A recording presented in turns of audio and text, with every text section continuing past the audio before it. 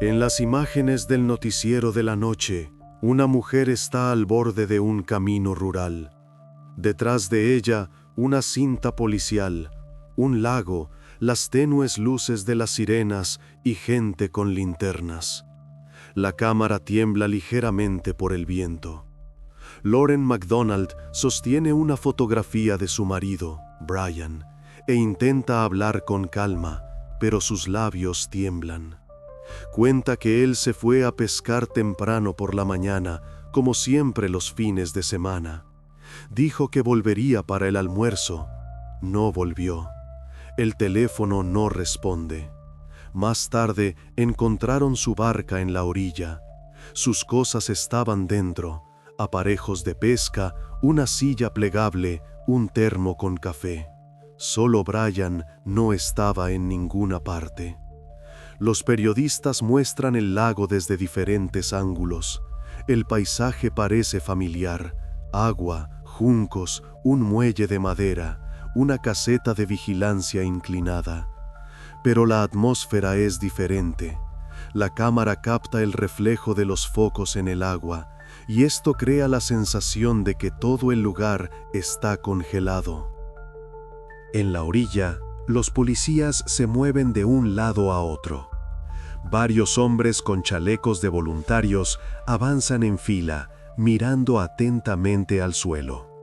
En otra escena, un dron vuela lentamente sobre el lago. Ni un rastro, ni una pista de que un hombre estuvo aquí. Al día siguiente, la ciudad se llena de carteles con la fotografía de Brian. La foto es corriente. Está sentado a una mesa en el jardín, con una taza en las manos y una leve sonrisa en el rostro. El pie de foto es simple: desaparecido, Brian MacDonald. Cualquier información es importante. Gente de los barrios vecinos viene a ayudar en la búsqueda.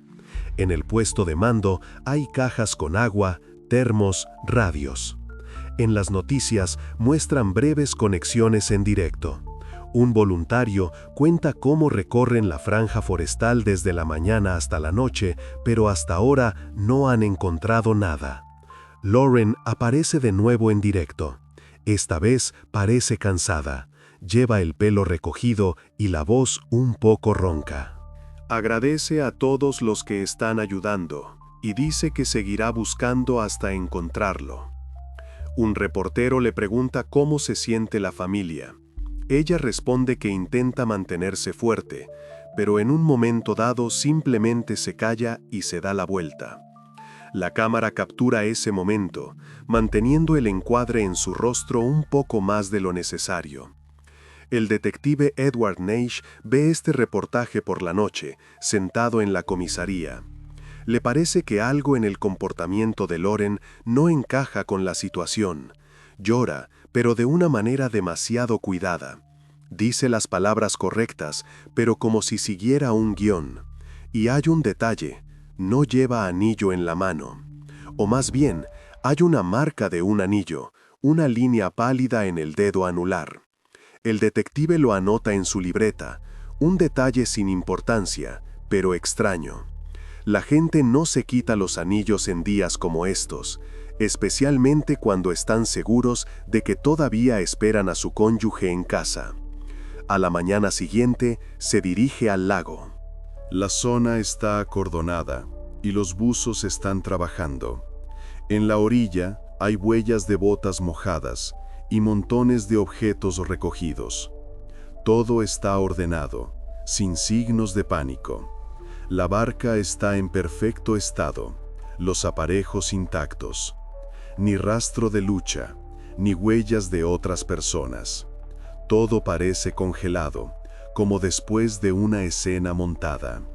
Naish habla con el oficial de servicio en el lugar. Le dice que Lauren estaba tranquila, no tuvo un ataque de histeria, no estorbó y respondió a las preguntas de forma concisa. Cuando le pidieron que les enseñara la casa, dijo que estaba dispuesta a hacerlo en ese mismo momento. Esto también es extraño. La mayoría de la gente en una situación así no piensa en formalidades. Por la noche, Al revisar las grabaciones de la entrevista una vez más, Naish se da cuenta de que Lauren apenas mira a la cámara. A menudo mira hacia un lado, como si temiera cruzar la mirada con alguien detrás del objetivo. El detective comprende que esta historia no trata sobre cómo una persona desapareció. Hay algo más, algo que Lauren intenta ocultar. Así, un simple caso de un pescador desaparecido se convierte en el comienzo de una investigación que cambiará la percepción de toda la ciudad sobre lo que es la familia, el amor y la confianza. Antes de la desaparición de Brian, la familia McDonald parecía el ejemplo de una vida normal, tranquila, pero estable.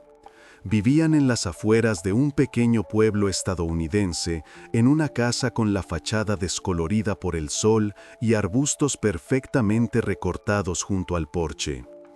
Un buzón blanco con el apellido McDonald estaba junto a la carretera, como el de cientos de otros vecinos. Desde fuera, todo parecía impecable. Un patio cuidado, un coche limpio, cortinas en cada ventana. A primera vista, una vida en la que no había nada más que rutina y previsibilidad. Brian trabajaba como gerente en un concesionario de coches local. Sus compañeros lo respetaban, aunque algunos señalaban que podía ser temperamental. A menudo llegaba tarde, a veces con resaca, pero conocía su oficio.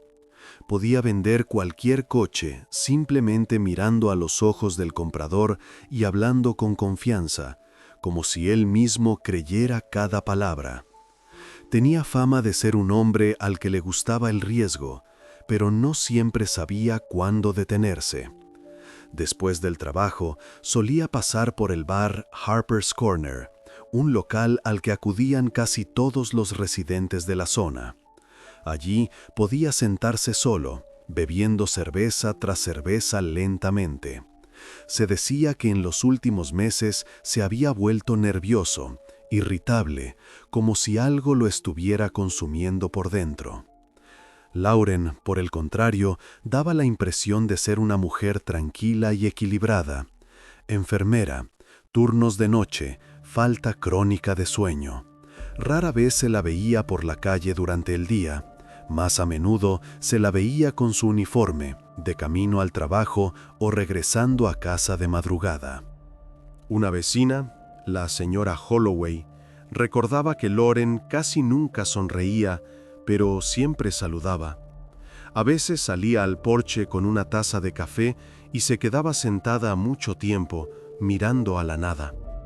Aparentemente todo era normal, pero había algo cansado en su mirada, como si viviera por inercia, sin esperar nada nuevo de la vida. Los vecinos los consideraban una pareja de pocas palabras.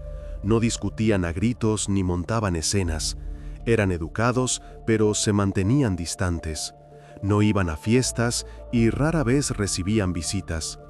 En su casa casi siempre reinaba el silencio, a excepción del sonido del televisor y alguna que otra discusión que se podía oír a través de las delgadas paredes en las noches especialmente tensas. Un par de veces, algún vecino oyó cómo se cerraba la puerta de entrada de golpe, con fuerza. Luego, silencio. Pero eso no sorprendía a nadie. Todos entendían que las familias pasan por dificultades con los años. Más tarde, durante la investigación, la policía describiría la casa de los McDonald como limpia pero sin vida. En la cocina todo estaba reluciente, pero la nevera estaba casi vacía. En el dormitorio, una cama perfectamente hecha, dividida por una frontera invisible. El lado izquierdo vivía su propia vida, el derecho la suya. Junto a la cama de Brian había revistas de pesca, un par de latas de cerveza vacías y un viejo despertador que no funcionaba desde hacía un año. En el de Lauren, libros sobre el cuidado de pacientes, una libreta con notas y una pequeña fotografía insertada en la portada, Una foto de ella y Brian tomada muchos años atrás en un picnic. En la foto ríen, con el sol dándoles en los ojos. Pero las sonrisas eran de otra vida. Los compañeros de Lauren recordaban que en los últimos meses había cambiado. Se cuidaba más, usaba perfume con más frecuencia y llegaba al trabajo un poco antes de lo habitual. A veces se iba más tarde, explicando que necesitaba terminar un informe o sustituir a un colega. Más tarde se descubriría que esto coincidía con los turnos de noche de un paramédico llamado Neil Carson. En ese momento, nadie relacionó estas coincidencias. Pero después de la desaparición de Brian, estos detalles comenzaron a formar una cadena. Para entonces, la relación entre los cónyuges se mantenía prácticamente por costumbre. Vivían juntos, pero hacía tiempo que habían dejado de ser parte de una misma vida. Lauren ya no le contaba a su marido sobre el trabajo y Brian dejó de preguntar. A veces, ella preparaba la cena, pero comía sola. Él llegaba más tarde, abría una lata de cerveza, se sentaba frente al televisor y podía quedarse así hasta la medianoche. No discutían abiertamente, pero la frialdad en la casa era palpable. Los vecinos, si lo sospechaban, no se entrometían. Nadie esperaba que detrás de ese silencio se escondiera no solo cansancio, sino algo mucho más serio. Por fuera, una imagen perfecta.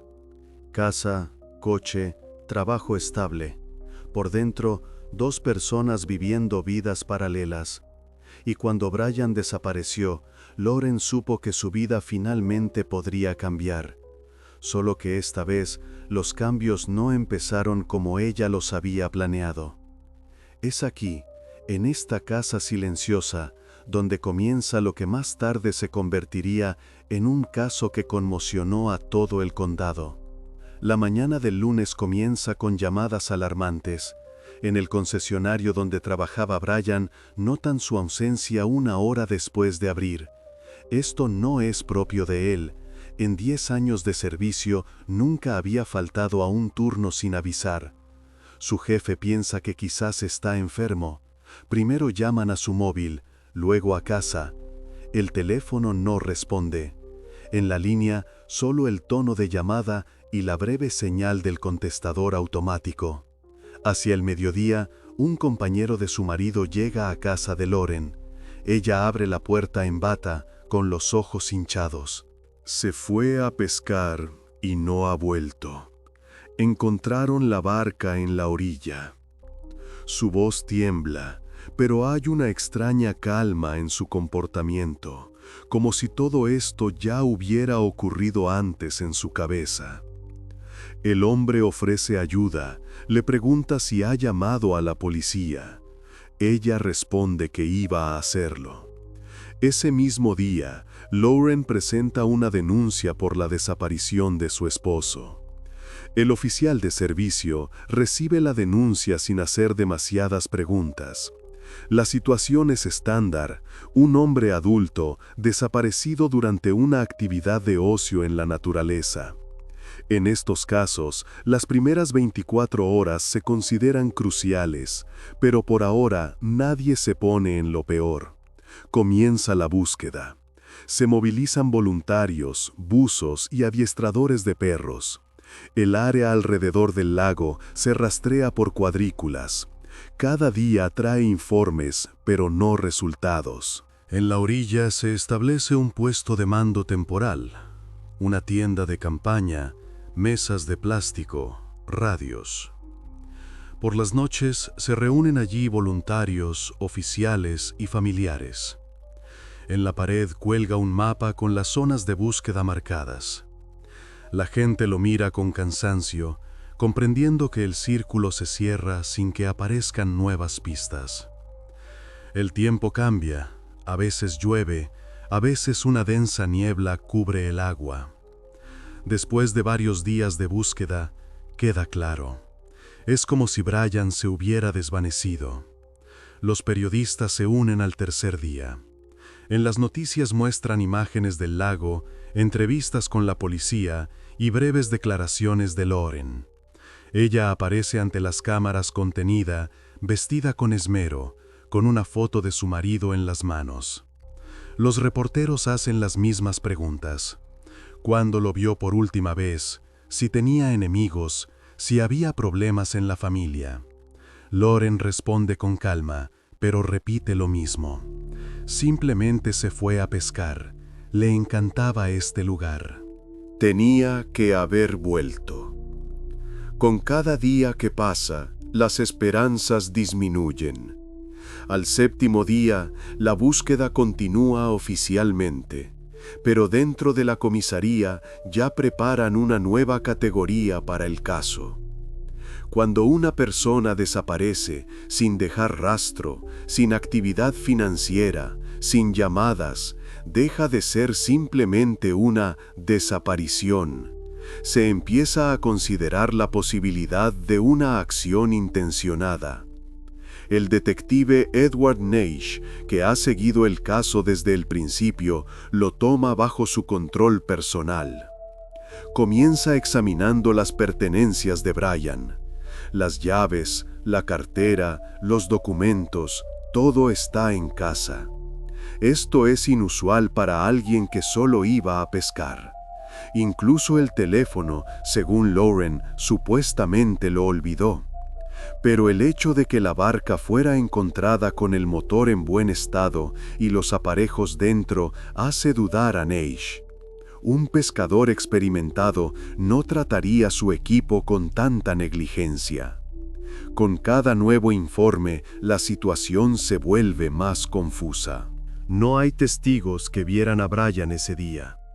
En la gasolinera más cercana no hay cámaras de vigilancia.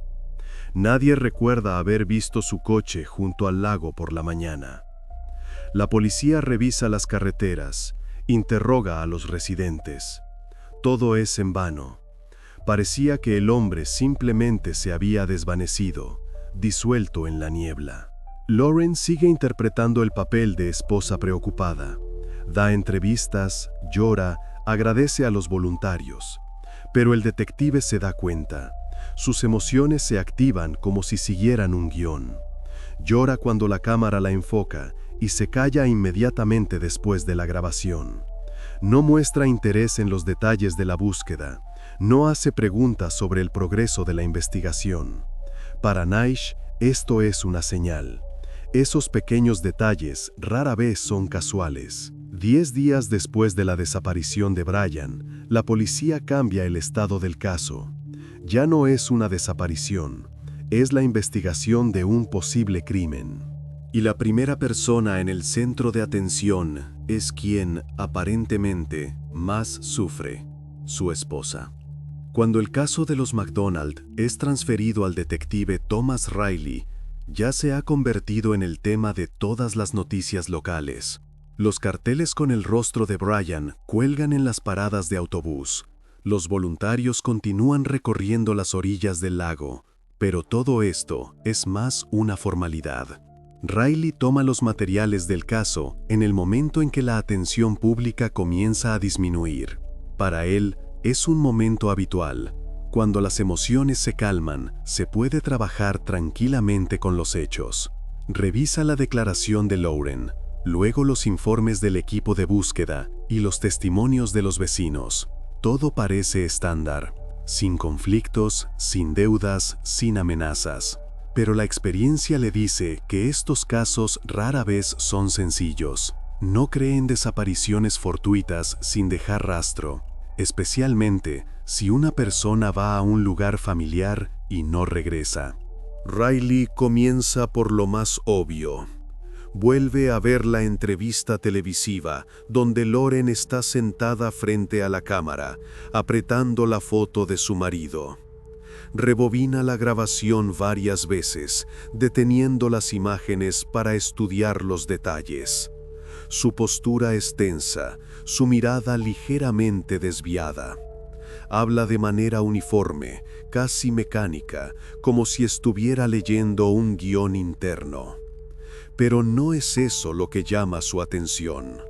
Riley nota que, cada vez que el periodista pregunta sobre su relación personal, Lauren hace una breve pausa, baja ligeramente los ojos y aprieta los labios. No es la reacción de alguien que recuerda a un ser querido, es el gesto de alguien que oculta su irritación. Toma notas, marca el tiempo del fotograma, luego retrocede.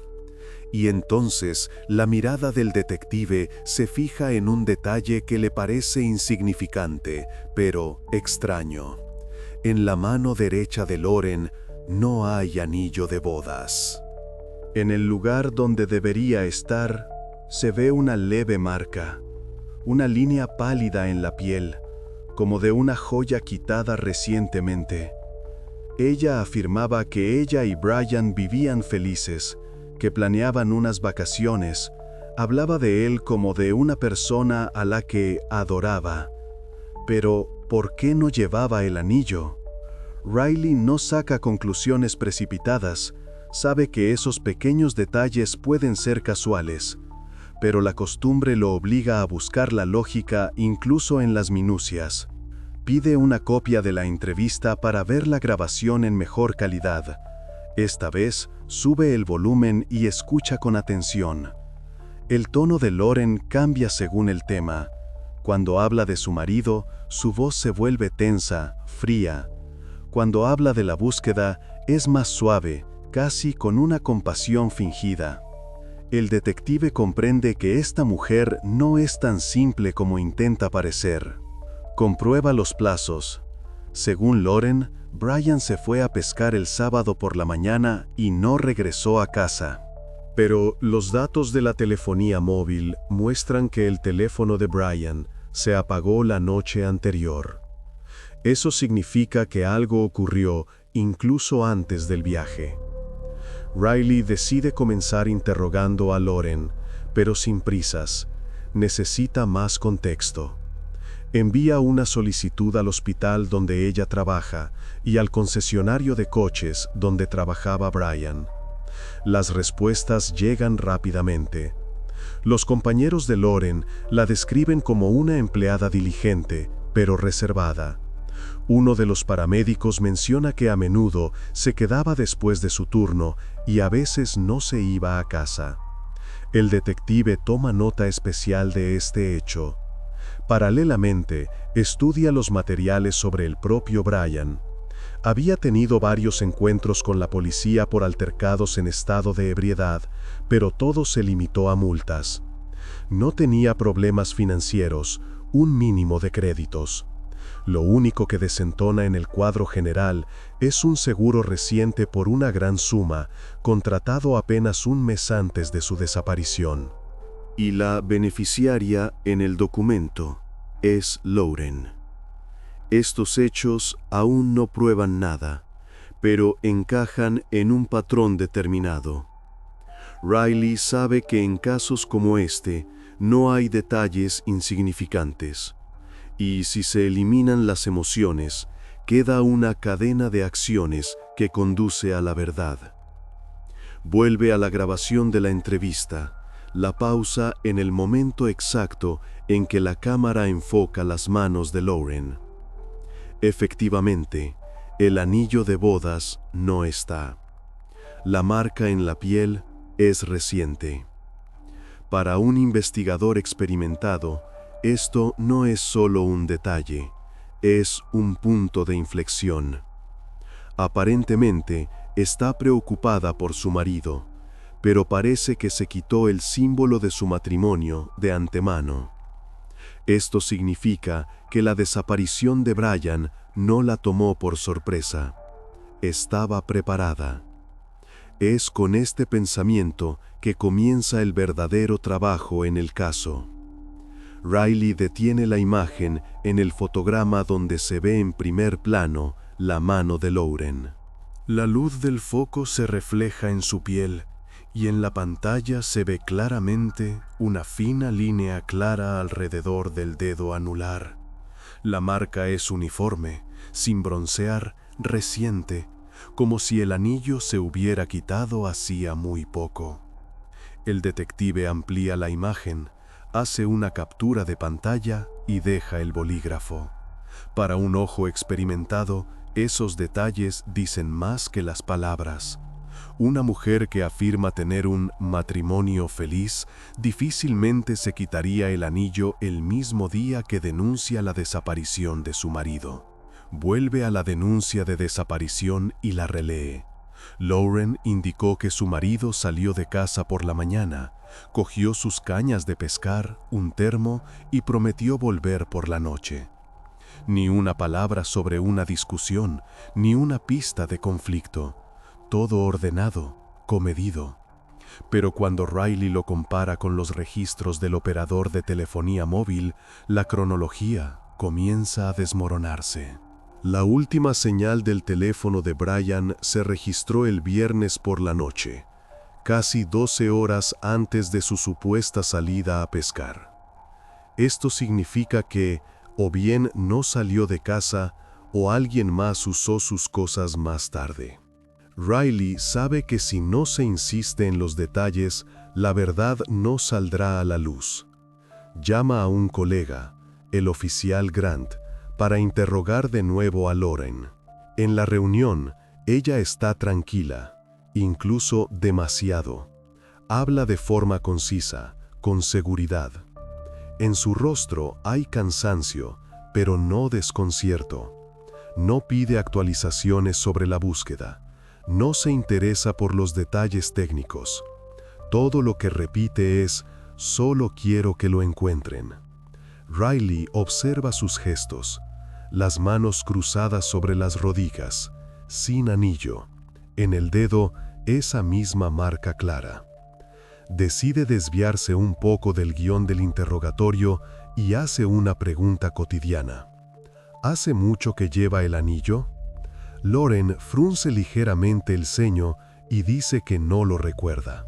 Luego añade, a veces me lo quitaba en el trabajo para no arañar a los pacientes. La respuesta es formalmente lógica, pero el detective sabe que un anillo no deja esa marca si se quita de vez en cuando. Esa marca aparece si se lleva durante años y se quita de repente, para siempre. Después de la reunión, Riley escribe una breve frase en su informe. Lauren MacDonald. Su comportamiento no se corresponde con las emociones declaradas. A partir de ese momento, deja de considerarla una víctima. Ahora es una persona de interés. Revisa las finanzas de la familia. En la cuenta bancaria de Brian hay un seguro considerable, contratado poco antes de su desaparición. La beneficiaria es Lauren. La suma, $250,000. La fecha de contratación, un mes atrás. Lo que sigue es aún más interesante. En el extracto de la tarjeta de crédito de la esposa hay compras en una joyería una semana antes de la desaparición de su marido. Gastos inexplicables, ropa nueva, un billete de avión a Texas a su nombre, con fecha de salida 3 días después de la desaparición de Brian. Para algunos, esto es solo una coincidencia, pero no para un investigador. Riley empieza a sentir que la historia de la desaparición en una salida de pesca no se sostiene. Todo está demasiado medido, demasiado limpio, como si alguien se hubiera preparado de antemano. Y el comportamiento de Lauren, sereno, sin altibajos, no recuerda a la desesperación, sino al control. Solicita una orden de registro para la casa. Mientras se tramita el documento, Riley mira la foto impresa de la entrevista. Esa misma mano, sin anillo, con la línea blanca. Para él no es solo un detalle visual, es un símbolo, una frontera tras la cual ella dejó de ser la esposa del desaparecido. En sus notas aparece una nueva anotación, objeto de vigilancia prioritario. A partir de este momento, el caso MacDonald deja de ser una historia sobre una desaparición accidental.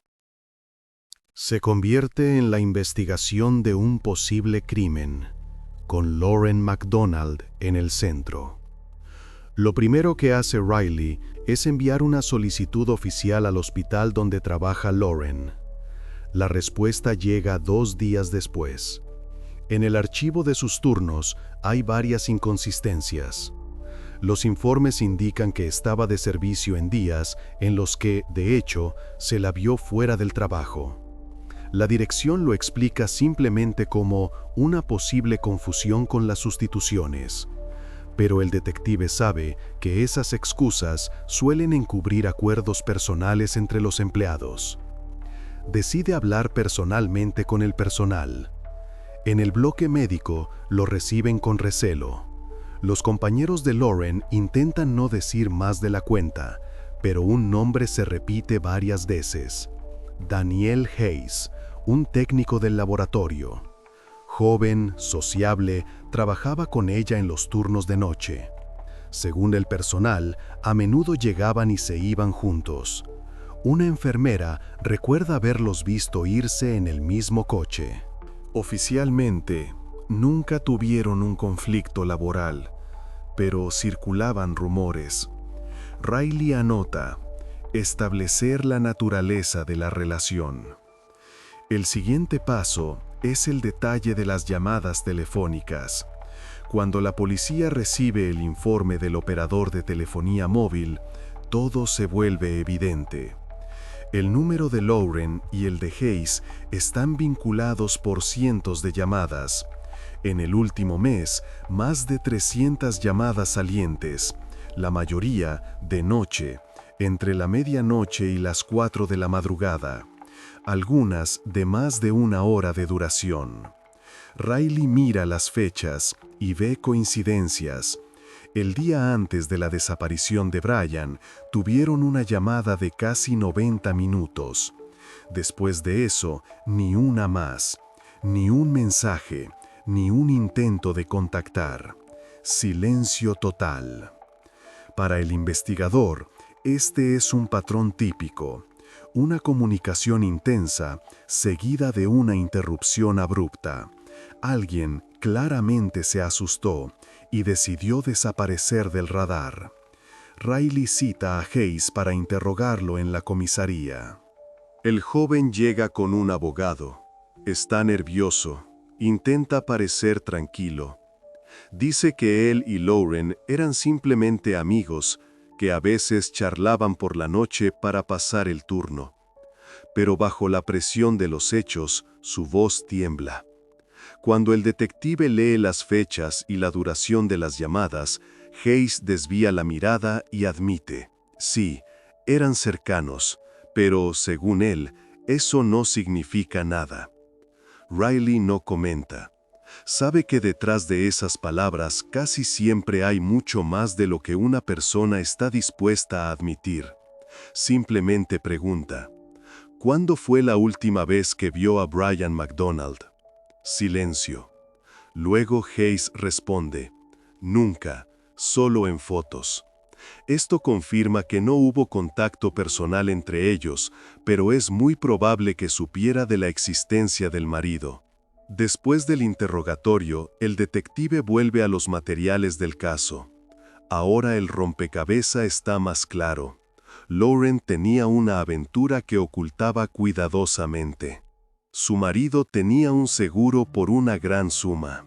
Y la desaparición ocurrió justo en el momento en que ella tuvo la oportunidad de empezar una nueva vida. ¿Coincidencia? Demasiadas coincidencias para ser casualidad. Llama a un grupo de agentes y da una orden. Revisen todas las cámaras de las carreteras alrededor de la casa de los McDonalds y del hospital de los últimos 10 días. En una de las grabaciones de una gasolinera, tomada el viernes por la noche, se ve un coche oscuro, similar al de Lauren.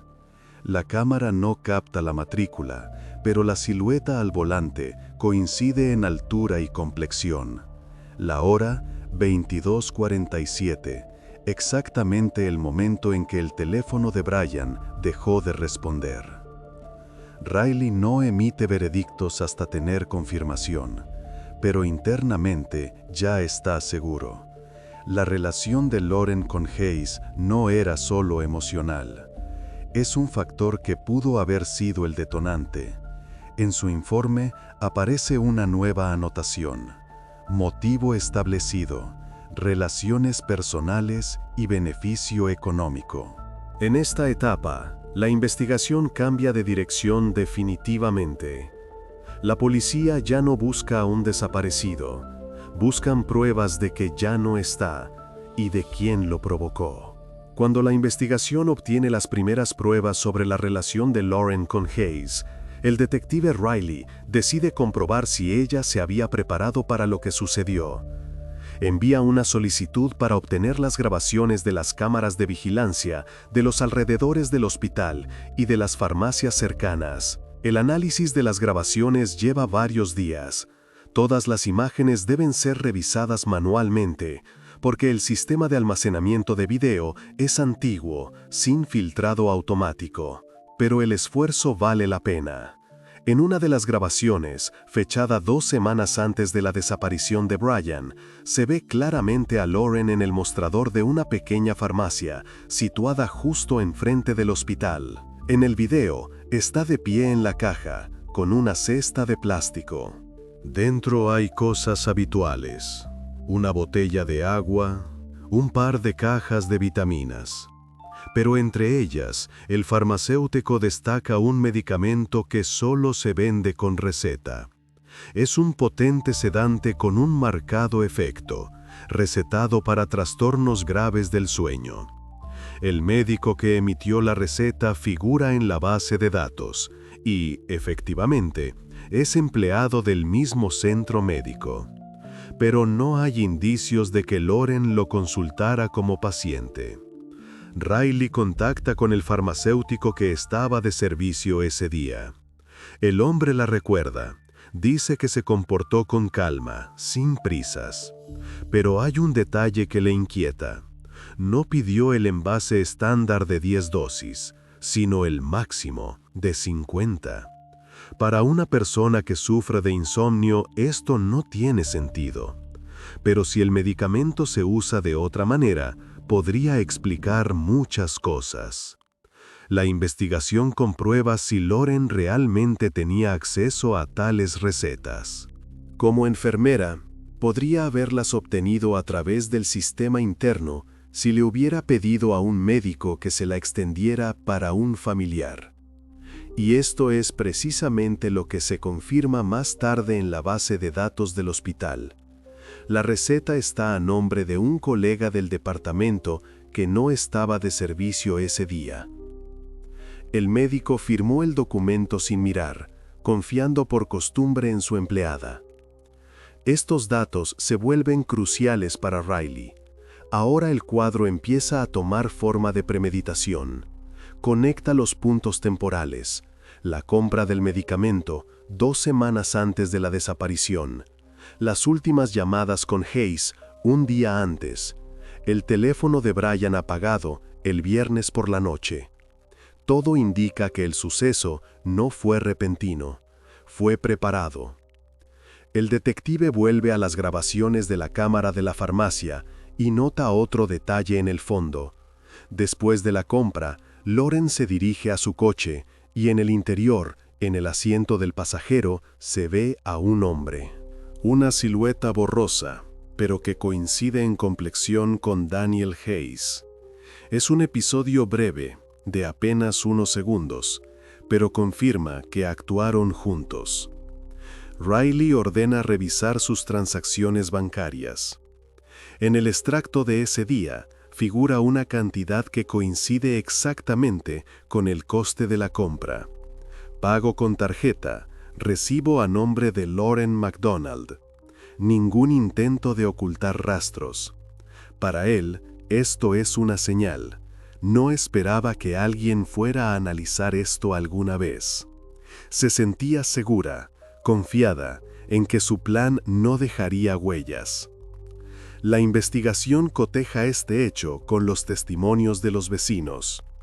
Una semana antes de la desaparición de Brian, una mujer vio a Lauren sacar de casa un gran contenedor de plástico que normalmente estaba en el garaje. Cuando le preguntó qué era, respondió: «Cosas viejas, las llevo a la casa de campo».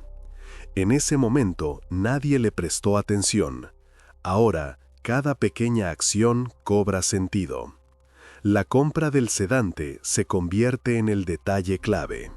No solo extraño, sino que indica preparación. Lauren no tenía problemas de sueño, pero tenía a una persona que se interponía en su nueva vida. Para el investigador no es una versión, sino una secuencia de pasos lógicos. Anota en el informe: las acciones de la sospechosa son sistemáticas. Hay un elemento de planificación. La compra del medicamento indica la intención de usar la sustancia para un fin no previsto. A partir de este momento, la historia deja de ser sobre un marido desaparecido. Se convierte en el caso de una mujer que sabía de antemano lo que iba a ocurrir y que preparó cuidadosamente el terreno para que la desaparición pareciera una casualidad. Cuando Riley recibe una copia del recibo de la farmacia, inmediatamente se da cuenta de que el medicamento no fue despachado con una receta personal de Lauren, sino con un documento a nombre de otra persona. En la base de datos de la farmacia figura una paciente de apellido Morgan, una mujer mayor registrada en el hospital donde trabajaba Lauren. A primera vista, todo podría parecer legal. La enfermera podría simplemente haber ayudado a un colega, recogiendo el medicamento para un paciente. Pero algo no encaja. En el registro de operaciones de la farmacia no hay firma del receptor, y la compra se hizo en efectivo, sin especificar ninguna tarjeta. Riley sabe que si alguien quiere dejar menos rastros, actúa precisamente así. Se pone en contacto con el archivo del hospital para verificar los datos de la paciente Morgan. El sistema de archivo del centro médico es antiguo, por lo que la solicitud se procesa manualmente. Un día después, le entregan copias de las fichas y del registro de ingresos y altas. Y aquí es donde todo encaja. En el historial médico se indica que la señora Morgan falleció en el departamento de terapia un mes antes de la compra del medicamento. Esto significa que la receta con la que Lauren adquirió el sedante fue emitida a nombre de una persona que ya no estaba viva. Para el investigador, esto no es solo una infracción. Es una prueba directa de que Lauren utilizó su acceso profesional para emitir una receta falsa. Comprueba quién tuvo acceso a la base de datos de pacientes ese día. Los registros muestran que el acceso al sistema se realizó desde la cuenta de usuario de Lauren McDonald a las 21:14, exactamente el día antes de la dispensación del medicamento. En el registro de acciones se indica que se abrió la ficha de la paciente Morgan, se imprimió una receta y se añadió la nota «Continuación del tratamiento». Ningún médico estaba de servicio en ese momento. Todo parecía una falsificación cuidadosamente planeada.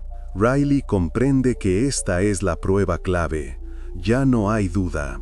Lauren no solo ocultaba una aventura y mentía sobre la desaparición de su marido. Se estaba preparando para el evento de antemano, y para ello utilizó el sistema en el que trabajaba. Tal acción no puede explicarse como una casualidad o un descuido. Requiere intención, tiempo y conocimiento de cómo funciona todo desde dentro. El detective va al hospital y llama a la jefa del departamento para confirmar los datos. Ella parece desconcertada. Dice que Lauren era una enfermera experimentada, disciplinada y sin quejas. Nadie esperaba algo así de ella. Cuando Riley le muestra la copia de la receta, la jefa palidece. Confirma la firma del médico, pero añade: ese doctor lleva varios meses sin trabajar en el hospital. lo que significa que la firma también pudo haber sido insertada manualmente, escaneada de documentos anteriores. Después de esto, comienza una auditoría interna en el departamento. Riley recibe un informe que indica que el archivo de la receta fue creado desde el ordenador de trabajo de Lauren, y después de la compra, el medicamento fue dado de baja del almacén como si hubiera sido dispensado según lo prescrito. Todo ordenado, sin errores, pero dentro del sistema queda una huella digital, el ID del usuario que modificó el archivo.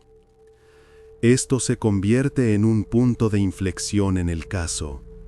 Todas las teorías sobre un accidente o una marcha voluntaria de Brian quedan descartadas. La compra de un sedante con una receta falsa confirma que detrás de la desaparición hubo acciones deliberadas.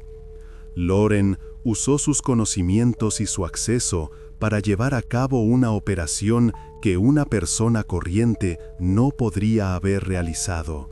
Ahora la investigación pasa a un nuevo nivel. Los investigadores pasan de verificar las circunstancias a buscar pruebas físicas, aquellas que puedan confirmar que, tras la compra del medicamento, los acontecimientos se desarrollaron como sospecha Riley. Cuando la investigación tiene pruebas de la falsificación de la receta, Riley da el siguiente paso. Necesita entender por qué Lauren necesitaba ese medicamento. Un sedante, por sí solo, no parece peligroso si se usa según las indicaciones.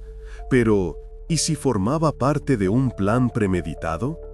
Para confirmarlo o refutarlo, la policía consulta a un toxicólogo del Centro de Laboratorio del Condado, el Dr. Raymond Hall.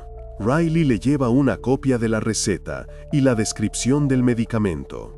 Hall examina los datos, hojea un manual y toma notas en su libreta.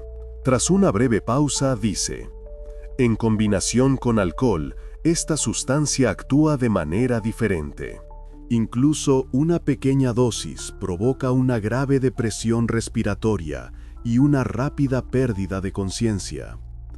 Riley pide que aclare cuán rápido. El experto responde: minutos, a veces menos. La persona no tiene tiempo de darse cuenta de lo que está sucediendo. El detective pide una evaluación práctica para determinar qué cantidad del medicamento podría haberse utilizado si el objetivo no era el tratamiento. En el laboratorio realizan una simulación, disuelven una dosis estándar en un líquido y analizan el tiempo de descomposición. El resultado es claro. El medicamento es incoloro, insípido e inodoro. En una bebida caliente como el café o en alcohol, se disuelve por completo. Cuando el toxicólogo se entera de que Brian bebía whisky regularmente antes de dormir, la reacción del experto se vuelve más seria. Explica que la combinación específica con esa bebida es la más peligrosa. El alcohol potencia el efecto del medicamento varias veces. En un estado de ligera embriaguez, una persona pierde el control de su cuerpo y en pocos minutos simplemente se duerme. Y todo parece natural desde fuera, sin convulsiones, sin ruido, sin signos de lucha. Riley lo anota en su informe: posible pérdida rápida de conciencia sin signos externos de intervención. Esta información cambia por completo el contexto del caso. Ahora la investigación entiende que Lauren podría haber utilizado el medicamento no como un remedio, sino como una herramienta.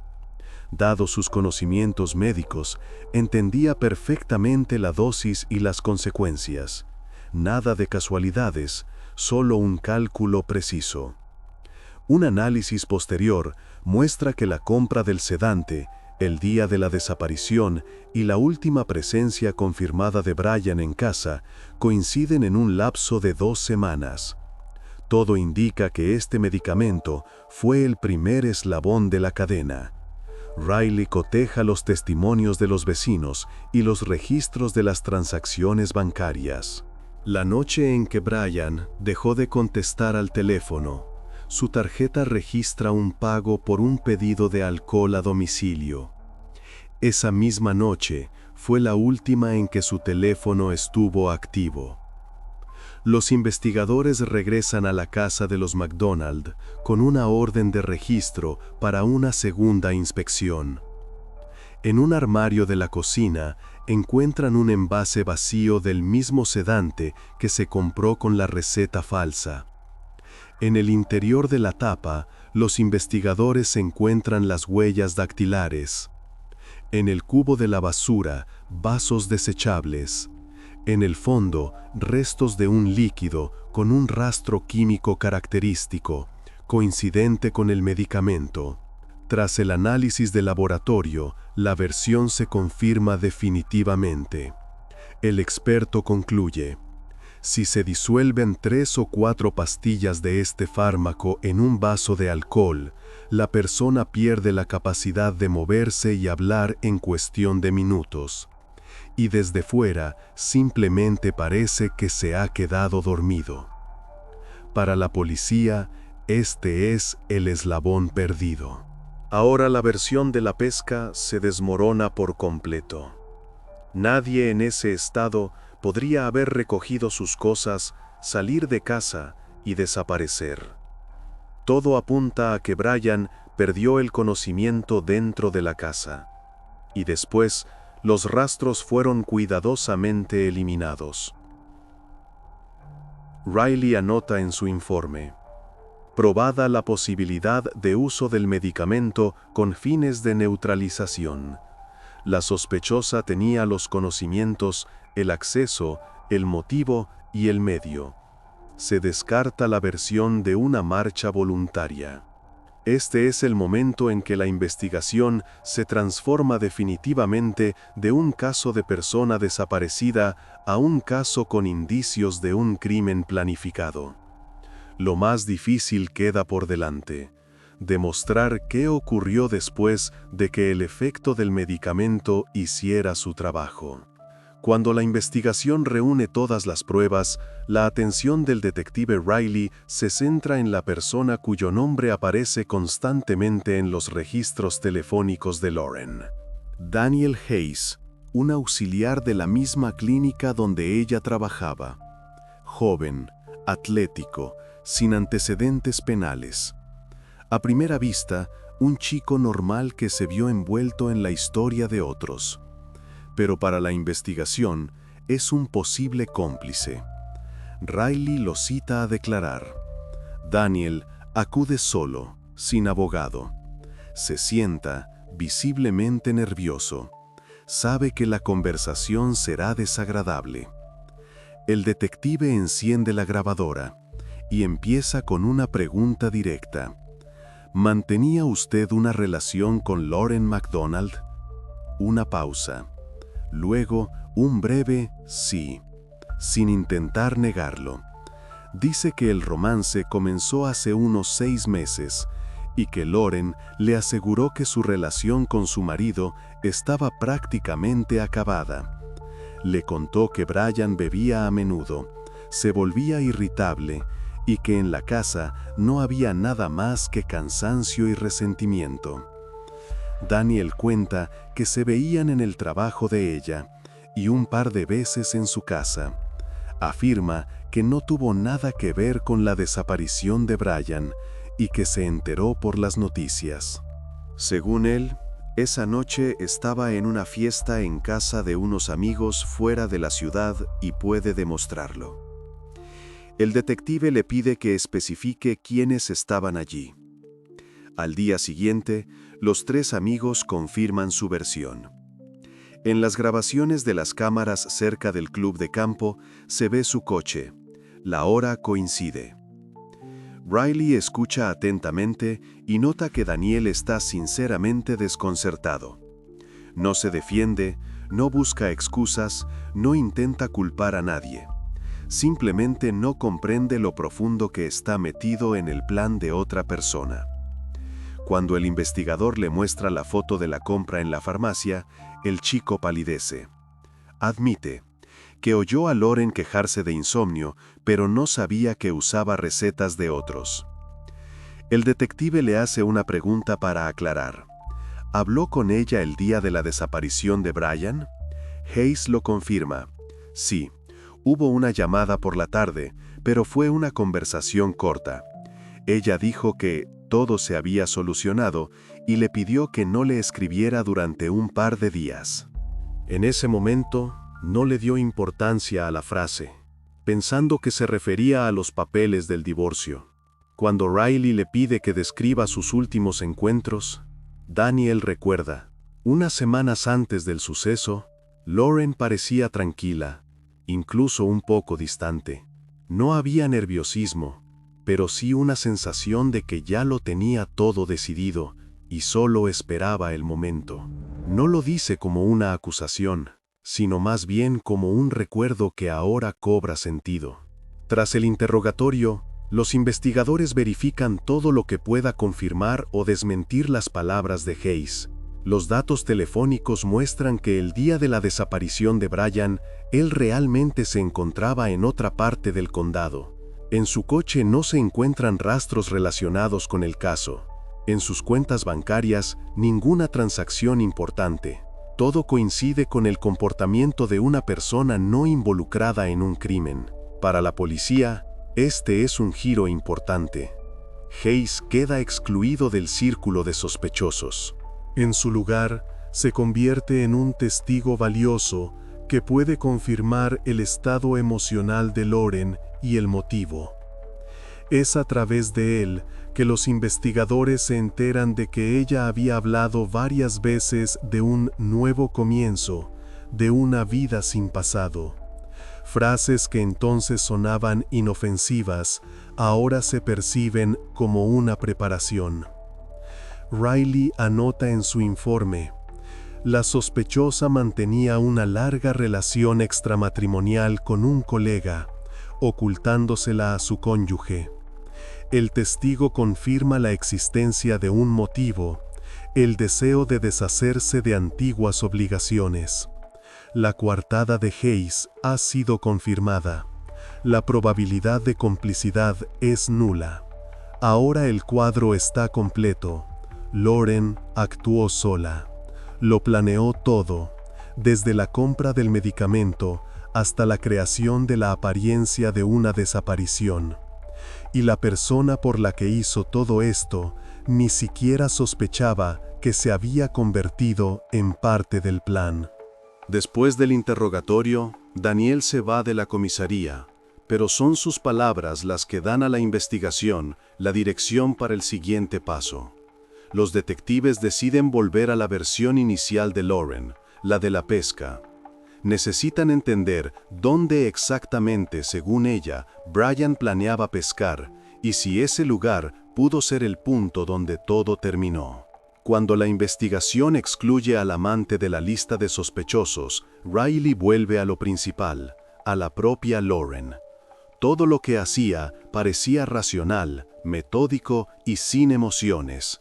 Y esto plantea otra pregunta: ¿por qué dio ese paso si simplemente podía irse? Para entenderlo, los detectives empiezan a cavar más hondo, donde suelen esconderse los verdaderos motivos. Lo primero que comprueban es la situación financiera de la familia McDonald. A simple vista, todo parecía estable. Brian trabajaba como gerente de un concesionario de coches, tenía ingresos fijos. Lauren era enfermera con turnos de noche. La casa les pertenecía a ambos y la hipoteca estaba casi pagada. Pero cuando la investigación solicita los extractos bancarios y el historial crediticio, surge otra imagen, menos próspera. En los últimos meses antes de la desaparición de Brian, se retiraron regularmente grandes sumas de dinero en efectivo de su cuenta conjunta. Parte se transfería a una cuenta personal de Lauren que su marido no conocía. Otro detalle: unas semanas antes del suceso, ella intentó aumentar el importe del seguro de vida de su marido, argumentando nuevas condiciones de la hipoteca. El seguro era de $250,000 a pagar en caso de accidente o desaparición. Riley solicita a la compañía de seguros que verifique la fecha de la solicitud. Fue presentada 3 semanas antes de que Brian supuestamente se fuera de pesca. La firma en los documentos coincide, la caligrafía es la de ella. Paralelamente, los investigadores encuentran en los documentos personales de Lauren una copia de un acuerdo prenupcial. En caso de divorcio, la casa hipotecada se dividiría por la mitad. Lauren se quedaría sin una parte significativa de la propiedad y, además, perdería el acceso a los ahorros de jubilación de Brian. Esto significa que con un divorcio lo perdería casi todo.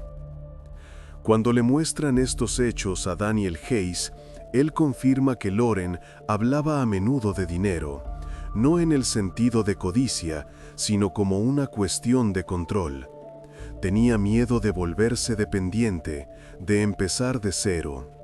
Recuerda que una vez ella dijo, «No permitiré que todos mis años se echen a perder». En ese momento no le dio importancia. Ahora el significado era evidente. Los investigadores también estudian el pasado de la familia. Varios vecinos cuentan que a menudo surgían conflictos entre los cónyuges. No eran ruidosos ni de peleas, pero sí tensos. Lauren se guardaba todo, pero una vez la vieron sentada en el coche frente a la casa mirando a un punto fijo durante casi 1 hora. En el trabajo se comportaba con calma, no se quejaba, pero sus colegas notaron que en los últimos meses se había vuelto más fría, como si se hubiera distanciado de todos. Todos estos detalles se unen en una sola línea. Lauren no actuó bajo la influencia de las emociones. Todo lo que hizo parecía calculado. El beneficio financiero, el miedo a perder su nivel de vida, la falta de voluntad para empezar de nuevo, todo eso se convirtió en la verdadera razón. Riley prepara un informe para el fiscal.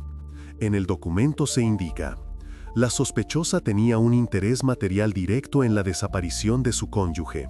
Sus acciones demuestran una preparación premeditada, con el fin de obtener un beneficio financiero. El motivo ha sido confirmado. Esto es suficiente para que el tribunal emita una orden de registro para la casa de los McDonald.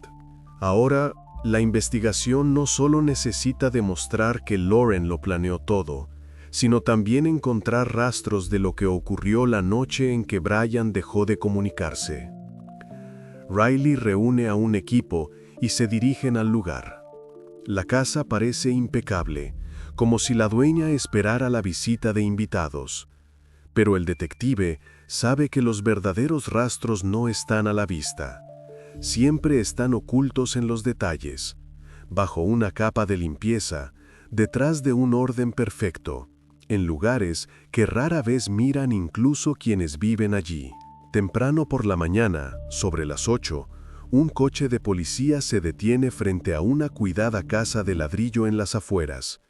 Riley es el primero en bajar, con la orden de registro firmada por el juez del condado en la mano. Le siguen 2 criminalistas con su equipo y un operador con una cámara para registrarlo todo. Todo debe quedar documentado. Lauren abre la puerta casi de inmediato, como si los estuviera esperando. Viste ropa de casa, el pelo recogido, el rostro sin maquillaje. No hay pánico en su comportamiento, pero sí cautela, esa fría compostura que aparece en las personas cuando se dan cuenta de que el juego está llegando a su fin. Riley presenta el documento con calma. Habla de manera oficial, sin emociones. Señora McDonald, tenemos una orden para registrar su casa. Le pido que no obstaculice la investigación. Ella asiente brevemente, da un paso a un lado y los deja entrar. La casa parece perfecta, ni una mota de polvo, ni un objeto fuera de lugar. Incluso el olor es neutro, como si acabaran de hacer una limpieza a fondo. Los criminalistas empiezan por el salón, luego siguen el procedimiento estándar: cocina, dormitorio, baño. Riley examina las paredes, presta atención a lo meticulosamente que están fregados los suelos. No parece una limpieza normal, sino más bien un intento de borrar todo lo que pueda recordar aquella noche. En el sótano encuentran varias botellas de lejía, todas abiertas. En una de ellas hay huellas dactilares frescas. Cuando un criminalista enciende una lámpara con filtro ultravioleta, en la pared de hormigón aparecen unas manchas apenas visibles. Bailey pide que traigan luminol. Tras rociarlo, la superficie brilla con un resplandor azul pálido, la reacción característica a los restos de sangre. Siguen hacia el garaje. Allí el suelo es de hormigón, recién fregado, pero el olor a productos químicos es más fuerte. El criminalista se arrodilla y rocía el reactivo. En segundos, toda una sección del suelo junto a la puerta se ilumina con una red de manchas brillantes. Riley anota: rastros de sangre lavada en un área de unos 2 metros cuadrados, posible zona del incidente. Lauren observa las acciones de los investigadores de pie en el umbral. En su rostro, una indiferencia total. Solo sus manos tiemblan ligeramente. Cuando Riley se vuelve hacia ella, intenta mantenerle la mirada, pero sus ojos se desvían. Del garaje se incautan varios objetos: guantes de goma, un cubo, una toalla con restos de una mancha parduzca, un rollo de plástico. Todo se embala según el protocolo. En la mesa de trabajo, un criminalista encuentra un pequeño objeto metálico, un trozo roto de un anillo. Riley reconoce al instante la curva característica. Parece ser parte del anillo de Brian. Cuando termina la recogida de pruebas, el detective se acerca a Lauren. Habla con calma, sin presionar. Lauren, tiene que venir con nosotros. Tenemos que hacerle algunas preguntas. Ella responde en voz baja: ya se lo he contado todo a la policía. Riley la invita a salir con un gesto de cabeza. En la calle la espera un oficial con esposas, pero no se apresura a ponérselas. Formalmente, aún no es una detención. En la comisaría, el interrogatorio se lleva a cabo en la sala estándar con el espejo unidireccional. Sobre la mesa solo hay una carpeta con el caso y una grabadora. Riley se sienta frente a ella. Habla sin amenazas, con el tono de alguien que quiere entender. Lauren, ¿sabía que su marido tenía un seguro de vida por una gran suma? Sí, responde escuetamente. Usted presentó los documentos para cambiar las condiciones 3 semanas antes de su desaparición. Fue idea de Brian. Quería protegernos, pero su firma no está en la solicitud, solo la suya. Ella guarda silencio. Riley abre la carpeta y muestra las fotos del garaje. El resplandor azul en el suelo de hormigón. Los guantes, el cubo, la lejía. Luego pone sobre la mesa el fragmento metálico del anillo. Encontramos esto en su casa. Coincide con su anillo de bodas. Lauren mira la foto, sin decir una palabra. Solo su respiración se acelera. El detective hace una pausa y luego añade: todo indica que Brian no salió vivo de esta casa. Ella cierra los ojos, como intentando ordenar sus pensamientos. 1 minuto después los abre, se endereza, y su voz se vuelve fría.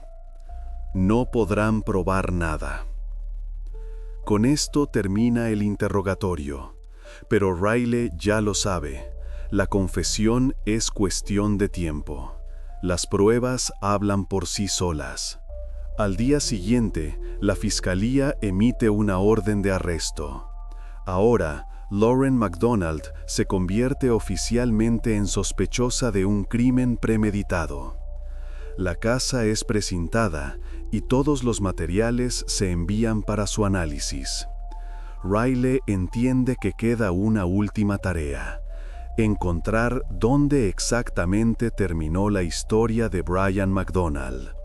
Y la respuesta a eso probablemente se encuentre donde todo empezó, en el viejo muelle al que, según la versión de Lauren, él supuestamente fue a pescar. Cuando el equipo de investigación regresa a la casa después del interrogatorio, el ambiente parece haber cambiado. El silencio ya no parece simple vacío, ahora oprime, llena el aire de ansiedad. Riley está de pie en la entrada, observando en silencio cómo los criminalistas despliegan su equipo, iluminan los rincones con linternas, revisan cada centímetro. La casa de los McDonald ya no parece un acogedor nido suburbano. Ahora es un lugar donde todo habla de un secreto cuidadosamente oculto. Los investigadores deciden registrar el sótano. No habían bajado el primer día, no había base formal, y Lauren afirmó que la estancia no se usaba desde hacía mucho tiempo. Pero ahora, con una orden que les permite buscar sin restricciones, Riley insiste: revisadlo todo, incluso lo que parezca superfluo. El sótano resulta ser estrecho, bajo, con vigas a poca altura y olor a humedad. En el suelo de hormigón se ven manchas viejas, pero nada que indique algo sospechoso.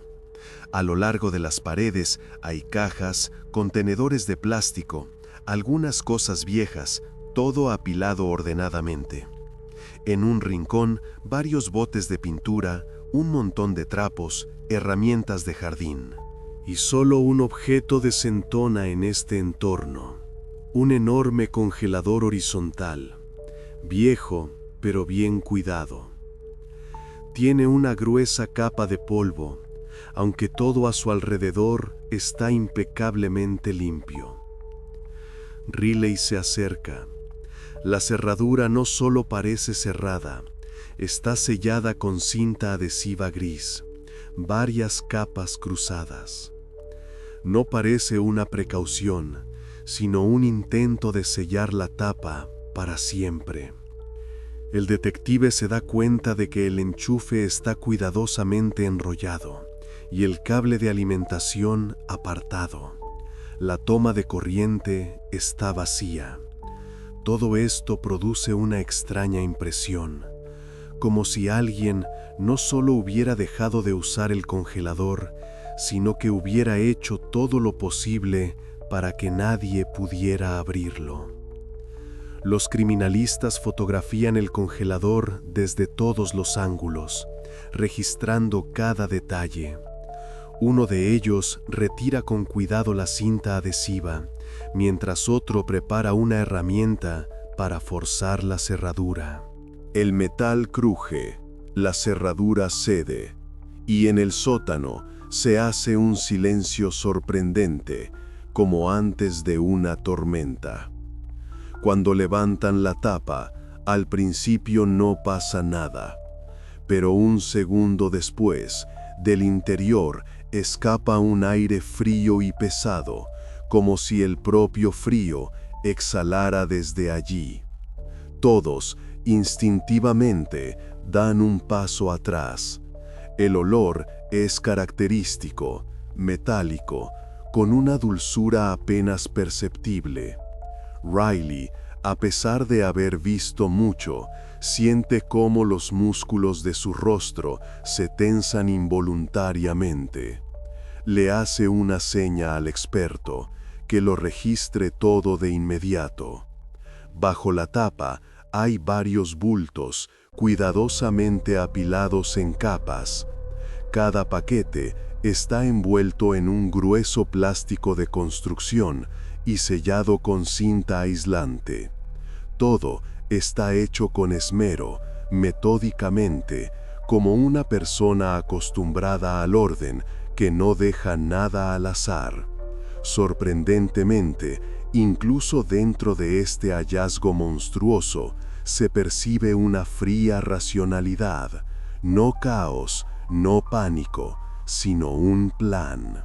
Los criminalistas no tocan el contenido hasta la llegada del equipo médico forense. Todo se documenta: cámaras, fotografías, descripciones.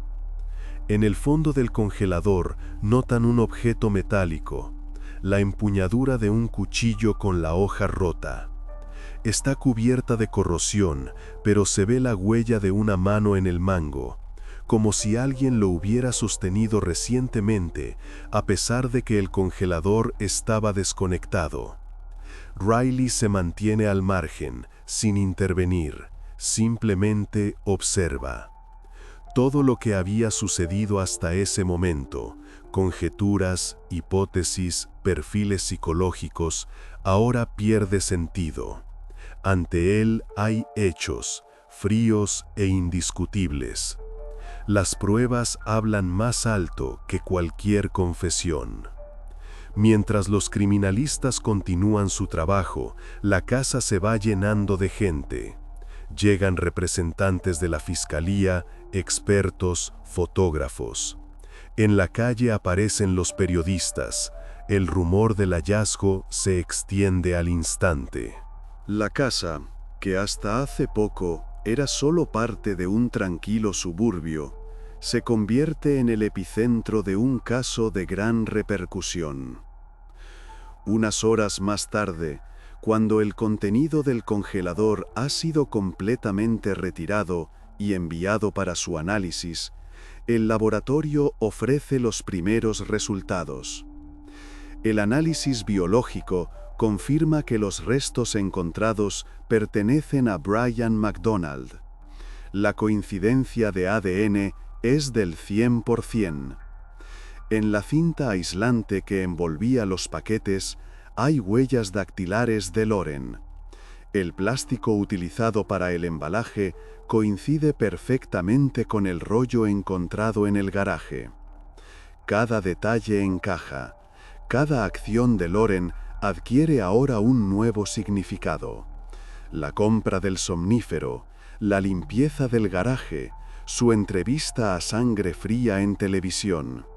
Nada de eso fue una reacción al shock. Fue la continuación de un plan. Riley regresa a la comisaría. No se apresura a informar. Simplemente se sienta en su escritorio y mira por la ventana. En muchos años de servicio ha visto de todo. Pero en este caso, lo que le impresiona no es la crueldad, sino el cálculo. La forma en que una persona pudo convertir una vida ordinaria en un decorado meticulosamente construido. Cierra la carpeta del caso y dice en voz alta, en voz baja, como para sí mismo: ya está, ahora no tiene escapatoria. Pero aún queda un paso más, la confesión. No en documentos, no en pruebas, sino de sus propios labios. Riley sabe que para gente como Lauren, la confesión no es una debilidad, sino el último intento de mantener el control. Y ahora está listo para escucharla. En la sala de interrogatorios reina un silencio opresivo. El aire está inmóvil, como si incluso él temiera perturbar lo que está a punto de suceder. Una fría mesa de metal separa a dos personas cuyas vidas ahora están entrelazadas por una sola cosa: la confesión. Sobre la mesa brilla una lámpara. Su luz cae directamente sobre el rostro de Lauren McDonald, resaltando sus rasgos cansados, un ligero temblor en sus dedos, y esa expresión particular de quienes ya no ven una salida. Viste un sencillo suéter gris, el pelo recogido, sin maquillaje ni intentos de mantener una máscara. No se resiste, pero tampoco se rinde, simplemente está sentada, esperando. Riley entra sin carpeta, sin notas, sin ayudantes. Sus pasos suenan nítidos, medidos, como si cada movimiento estuviera planeado de antemano. Se sienta frente a ella, apoya las palmas sobre la mesa y, durante un rato, simplemente la mira. En sus años de servicio, se ha acostumbrado a diferentes tipos de sospechosos. Algunos intentan justificarse, otros son agresivos, otros se esconden tras una fingida indiferencia. Pero en Lauren ve algo distinto, un vacío interior, calcinado, frío. No miedo ni desesperación, sino precisamente silencio por dentro. Y ese silencio debe romperse. Comienza sin presionar, con voz tranquila, como si no hablara con una acusada, sino con alguien a quien conoce desde hace tiempo. Se da cuenta de que, a partir de ahora, solo queda la verdad, dice. Lauren no responde. Sus ojos permanecen vacíos, solo sus pestañas tiemblan ligeramente. Riley no insiste. Abre una carpeta y saca varias fotografías. Sobre la mesa aparecen las imágenes: el sótano, el congelador, el hormigón con luminol, las huellas dactilares, las etiquetas de las pruebas. Lauren baja la mirada, pero la expresión de su rostro no cambia. Mira las fotos como si fueran algo lejano, ajeno a ella. Riley espera unos segundos y luego dice en voz baja: «Todo esto no son simples coincidencias. Sabía que lo encontraríamos de todos modos». No hay respuesta, solo una respiración lenta y pesada. Entonces saca la última foto, la que había guardado para el momento decisivo. Un fotograma de la entrevista televisiva. En él, Lauren, el mismo día que lloraba ante las cámaras pidiendo ayuda para encontrar a su marido. Y en primer plano, su mano. El dedo anular, sin anillo. Solo una marca clara y pálida en la piel, como la huella de una vida pasada. Riley le gira la foto y dice casi en un susurro, sin presionar: «Usted misma lo dijo todo en ese momento. Se quitó el anillo antes de contactar a la policía. ¿Por qué?». Esta vez el silencio no se prolonga. Lauren se tensa, sus hombros se levantan, sus dedos se aferran al borde de la mesa. Durante unos segundos intenta mantener la compostura, pero su respiración se vuelve irregular. Su mirada tiembla y luego baja. Cierra los ojos, como si así pudiera esconderse. Riley espera. No dice ni una palabra. Cuando finalmente habló, su voz sonó ronca, como si viniera de su interior. «No quería que fuera así. Se me fue de las manos». El detective enciende la grabadora en silencio y la coloca entre ellos. Luego, Lauren habla durante un largo rato. Sin histeria, sin justificaciones. Todo paso a paso. Cómo la idea de huir de su marido al principio parecía solo un sueño. Cómo conoció a otra persona con la que, por primera vez, se sintió viva. Cómo ese sueño se convirtió gradualmente en un plan. Al principio sin detalles, solo una idea: si se pudiera empezar de nuevo. Luego el somnífero. Luego la botella de whisky. Y después el momento en que se dio cuenta de que no había vuelta atrás. Cuenta que esa noche todo parecía tranquilo. Estaban sentados en la cocina, hablando. Brian se sirvió un whisky y ella le añadió el medicamento. Todo sucedió sin gritos, sin forcejeos, simplemente silencio. Luego comprendió lo que había hecho y se asustó. Al principio quiso llamar a la policía, pero luego cambió de opinión. Dijo que no creía que llegaría a eso, que todo el tiempo esperó encontrar una manera de detenerse, pero el momento en que pudo haberlo hecho ya había pasado. Lo cuenta como si estuviera relatando la historia de otra persona. sin lágrimas, sin emociones. Solo al final se le quiebra la voz y dice casi en un susurro: «Solo quería que todo terminara». Riley apaga la grabadora. Se queda unos segundos en silencio y luego se levanta. En su rostro no hay satisfacción, solo cansancio. Esto no es una victoria, es un final que no hace más fuerte a nadie.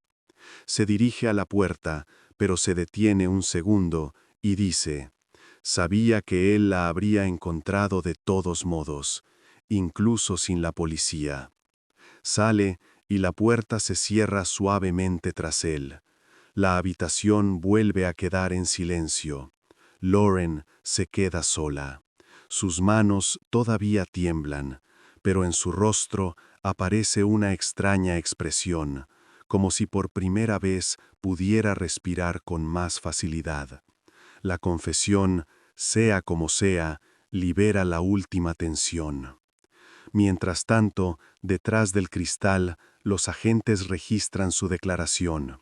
La investigación obtiene una confesión completa, respaldada por todas las pruebas materiales.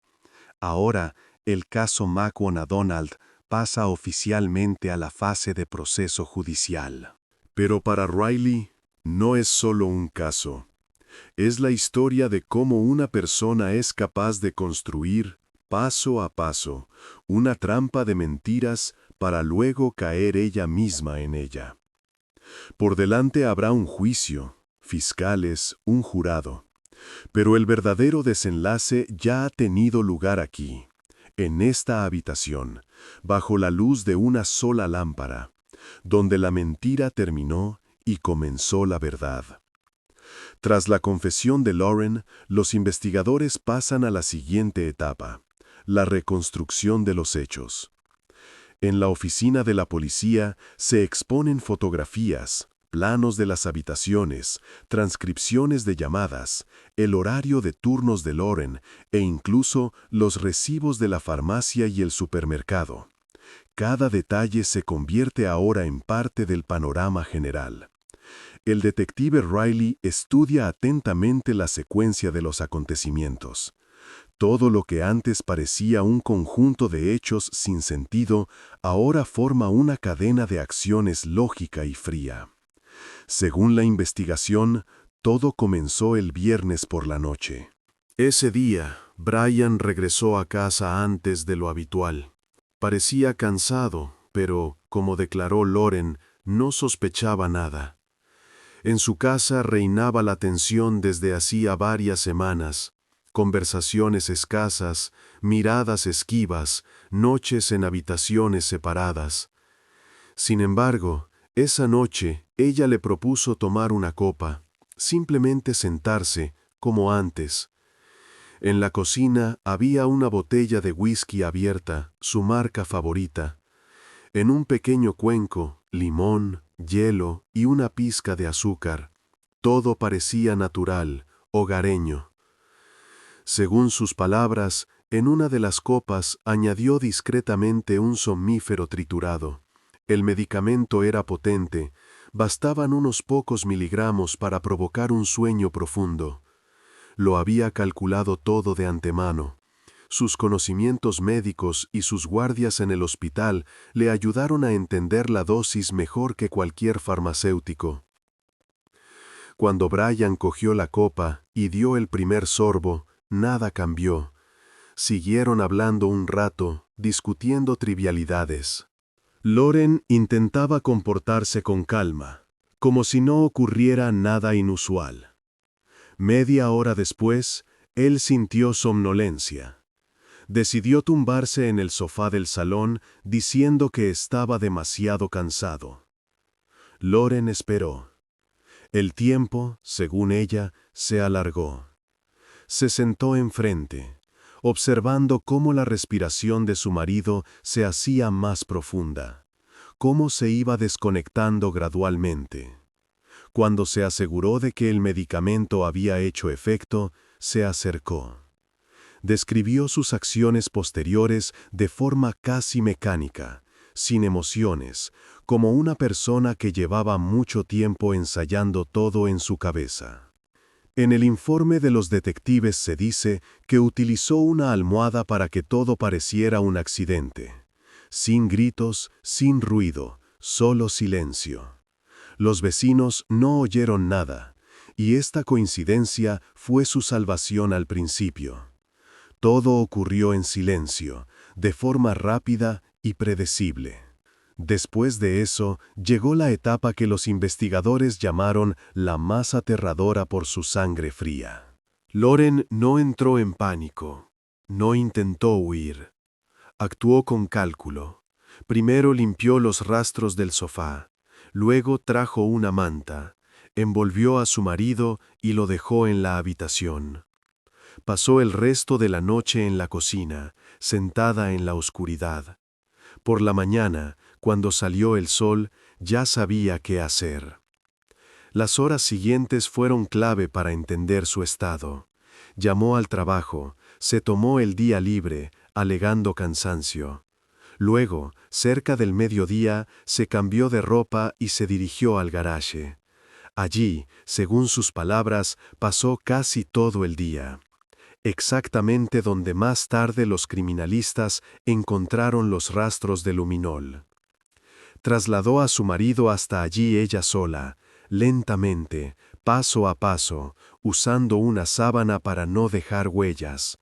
Allí encendió la radio para ahogar los sonidos.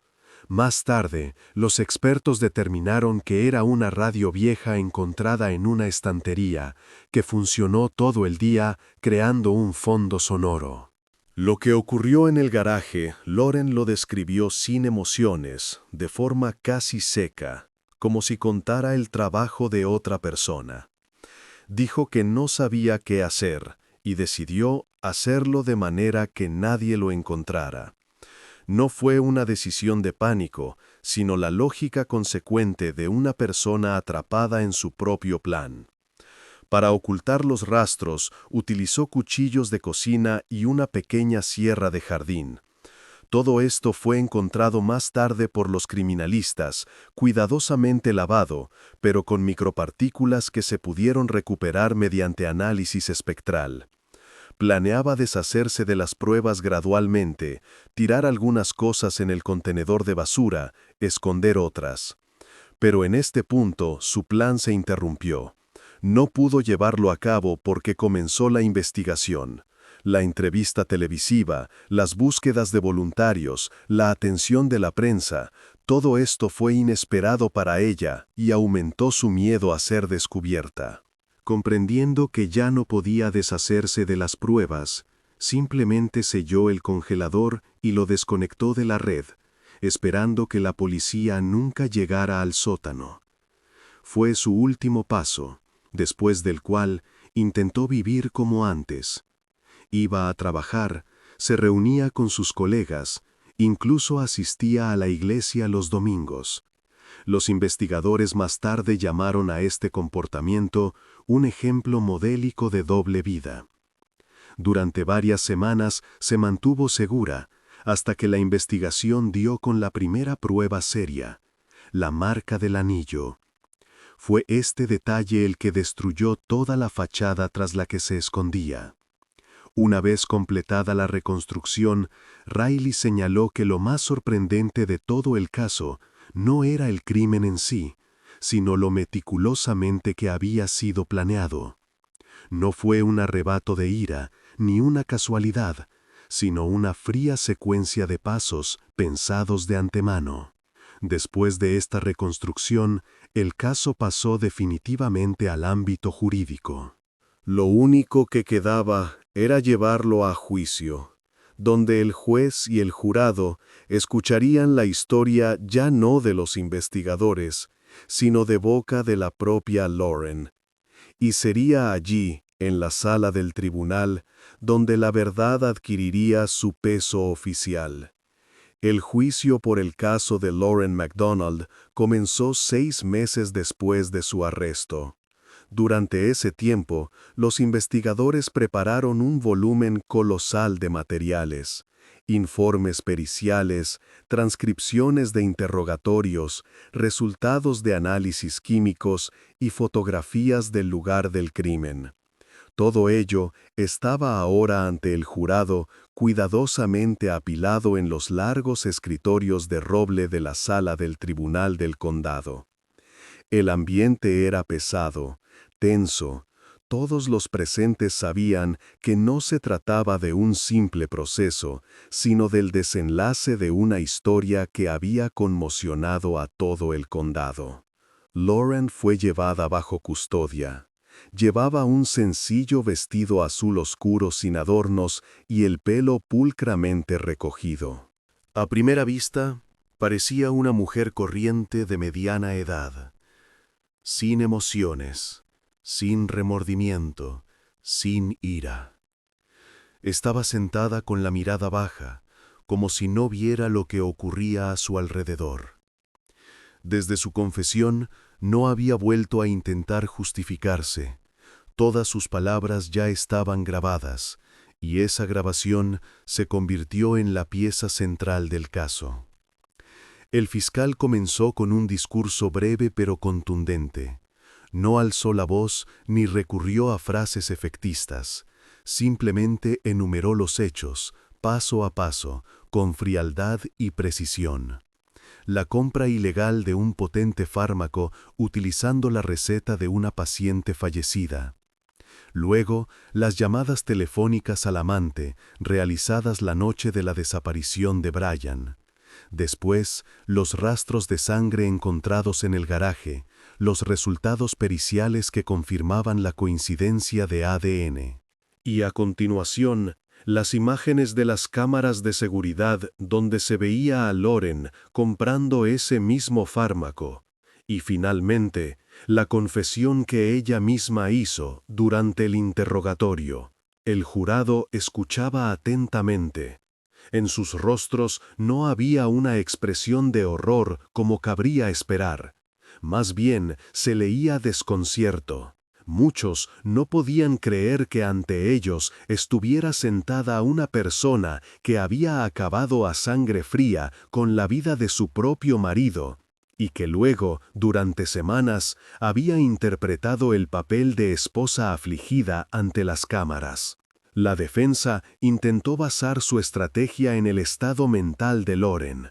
El abogado habló de presión, fatiga crónica, agotamiento emocional, mencionó problemas en el matrimonio y una posible dependencia de los somníferos. Sostenía que el crimen no había sido premeditado, que fue un acto impulsivo en medio de una crisis prolongada. Pero todos sus argumentos se desmoronaban ante los hechos. La compra del medicamento 2 semanas antes del suceso, la preparación, la limpieza de los rastros, la falsa denuncia de desaparición. Todo apuntaba a lo contrario, a la planificación y el cálculo. En un momento dado, el fiscal reproduce la grabación del interrogatorio. En la sala resuena la voz de Lauren, uniforme, tranquila, sin emoción. Describe cada acción como si fuera un proceso rutinario. Esos pocos minutos se convierten en un punto de inflexión. En la sala reina un silencio absoluto. Ni siquiera el juez toma notas. Cuando la grabación termina, nadie dice una palabra. Esa confesión resultó ser más poderosa que cualquier argumento. Luego declaran los peritos. El toxicólogo confirma que la combinación del somnífero con alcohol provoca la pérdida de conocimiento en 20 minutos de forma garantizada. El médico forense describe la secuencia de los hechos, establecida a partir del análisis de las pruebas. El psicólogo que trabajó con Lauren tras su detención señala que ella no siente culpa, sino solo pesar por haber sido descubierta. Estas palabras terminan de forjar la percepción de ella como una persona fría y calculadora. Tras varios días de audiencias, el juez cede la palabra al jurado. Deben examinar los materiales, deliberar y emitir un veredicto. Tardan casi 6 horas. Durante todo ese tiempo, Lauren permanece inmóvil, sin lágrimas, sin intentar hablar con su abogado, como si esperara lo inevitable. Cuando el jurado regresa, la sala se pone en pie. El portavoz lee el veredicto: culpable de asesinato en primer grado. No hay exclamaciones, ni alivio, solo silencio. El juez agradece al jurado y procede a dictar la sentencia. La lee con calma, sin grandilocuencia. Cadena perpetua sin posibilidad de libertad condicional. Lauren escucha sin levantar la cabeza. Tras las palabras del juez, es escoltada fuera de la sala. No se resiste ni se vuelve. A la salida, los periodistas intentan captar una sola mirada, pero ella pasa de largo, como si nada de eso tuviera ya sentido. Tras la sentencia, el caso McDonald se cierra oficialmente. En el informe de los investigadores se indica que el motivo fue el deseo de conservar la casa y el dinero, mientras se deshacía de su marido. Una decisión fría y racional, detrás de la cual no había ni arrebato ni pasión, solo cálculo. El detective Riley, que asistió al juicio, diría más tarde en una entrevista: este es uno de esos casos en los que no sientes una victoria, solo un vacío, porque detrás de la verdad siempre queda una vida destrozada, y no solo una. A partir de ese momento, el nombre de Lauren McDonald deja de ser una simple línea en un expediente. Se convierte en un símbolo de la fría traición y la dualidad humana, de que el mal no siempre tiene un aspecto aterrador. A veces es silencioso, comedido, y vive bajo el mismo techo durante años antes de mostrar su verdadero rostro. Después del juicio, la ciudad pareció aquietarse. Daba la impresión de que hasta el ritmo habitual de las calles era diferente, como si la propia atmósfera hubiera cambiado. El barrio donde se encontraba la casa de los McDonald ya no era ese lugar tranquilo y seguro que todos conocían. La gente ahora evitaba esa casa, incluso si solo paseaba al perro. Las ventanas estaban tapiadas, el jardín cubierto de maleza, y junto a la puerta siempre se detenía alguien, solo para mirar, como para asegurarse una vez más de que todo había sido real. Lauren fue enviada a cumplir su condena en la prisión estatal de mujeres. Desde entonces no ha concedido ninguna entrevista, ni ha intentado explicarse o justificarse.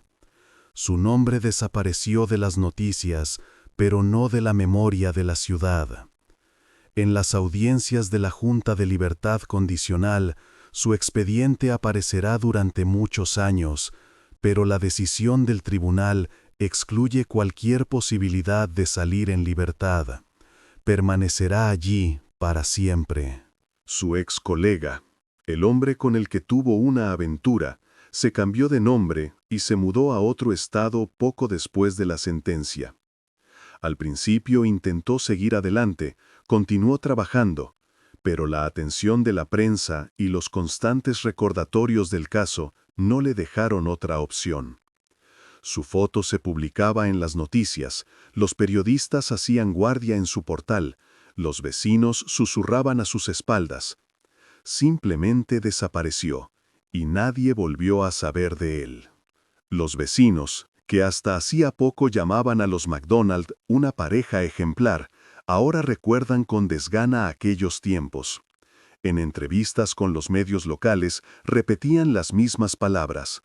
Siempre parecían normales, siempre saludaban, sonreían.